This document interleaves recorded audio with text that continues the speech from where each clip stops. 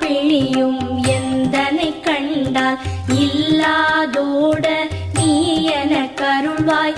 ஈரேழ் உலகமும் எனக்குறவாக ஆணும் பெண்ணும் அனைவரும் எனக்கா மண்ணாளரசரும் மகிழ்ந்துறவாகவும் உன்னை துதிக்க உன் திருநாமம் சரஹண பவனே சைலொளி பவனே திரிபுர பவனே திகழொளி பவனே பரிபுர பவனே.